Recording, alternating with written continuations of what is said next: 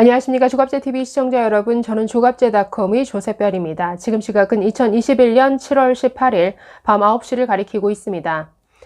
지난 7월 3일 서울 도심에서 8,000명이 모이는 대규모 집회를 강행했던 민주노총 집회 참석자 중에서 드디어 3명의 확진자가 나왔습니다. 방역당국은 뒤늦게 집회 참석 전원에게 코로나 진단검사를 받을 것을 명하는 행정명령을 발동했습니다. 전문가들은 하나같이 뒷북 조치다라고 비판하고 있는데, 왜냐하면 7월 3일이면 이미 15일 전입니다. 집회 참석자 중에 확진자가 있었고 집회를 통해서 감염이 확산되었다라고 한다면 이미 퍼질 대로 다 퍼진 후라는 것이죠. 이제 와서 진단검사를 해봤자 참석자들의 그 확진 유무만 알 수 있을 뿐이지, 이제 와서 뒷북으로 검사를 해도 이미 지역에서 퍼질 대로 퍼진 그 감염 경로를 찾을 수조차 없는 이런 시점이다. 그래서 하나같이 뒷북 행정이다라고 비판하고 있습니다. 이에 대해서 야당에서는 이것은 정치 방역의 결과다라고 비판하고 나섰는데요. 국민의힘 임승호 대변인은 이날 논평을 통해서 이렇게 말했습니다. 민노총이 대규모 집회를 예고했음에도 정부는 자제 요청에 그쳤고 장소를 바꿔 기습 집회를 한 후에도 대통령은 유감만 표했을 뿐이다. 작년 보수단체가 주최한 광복절 집회 참가자들을 살인자라고 규정했던 정부의 모습은 찾아볼 수 없었다라고 지적했습니다. 지난해 이 보수단체가 광화문에서 집회하려고 할 때 10월에는 아예 모든 일반인들의 통행까지 막을 정도로 차벽을 세워서 아주 철저히 이 집회를 막았습니다. 이번 7월 3일 민노총이 지금 8,000명이 모이는 집회를 강행했는데, 당초 예정되었던 여의도 집결이 무산되자 기습적으로 종로에 8,000명이 모였습니다. 그리고 1시간 50분 동안 1km가 넘는 거리를 행진을 했습니다. 이것에 대해서 경찰은 아예 그냥 수수방관하다시피 했죠. 그리고 지난해 8.15 집회 이후에 이 노영민 비서실장은 살인자라고 이 집회 참석자들이 코로나 확산의 주범인 것처럼 살인자라는 단어까지 썼습니다. 또 문재인 대통령은 반사회적 범죄다라고 했습니다.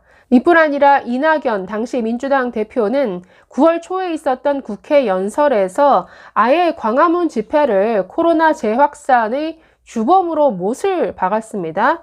당시 8.15 광화문 집회로 코로나19가 재확산되었습니다. 방역을 조롱하고 거부하는 세력이 있습니다. 라고 아예 주범으로 낙인을 찍어버렸습니다. 그랬던 정부가 이 민주노총에서 지금 3명의 확진자가 나왔음에도 불구하고 오히려 방역당국이 민노총에 쩔쩔매고 있습니다.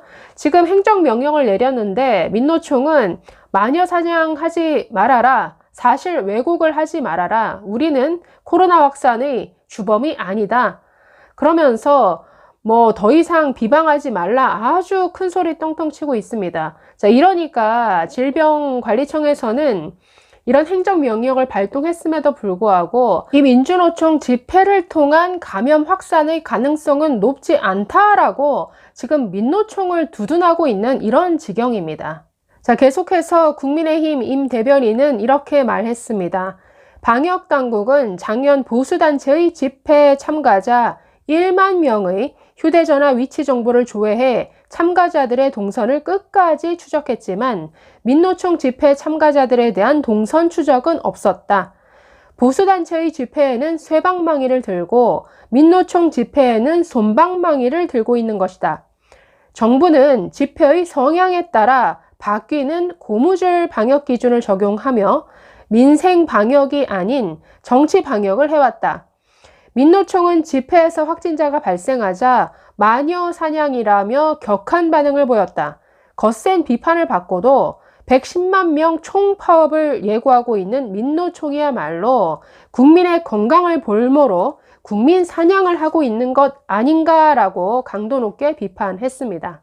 지난해 문재인 정부는 8월 광화문 집회가 코로나 재확산의 주범이다라고 낙인을 찍었고, 언론들도 이에 편승해서 같이 마녀 사냥에 나섰는데요.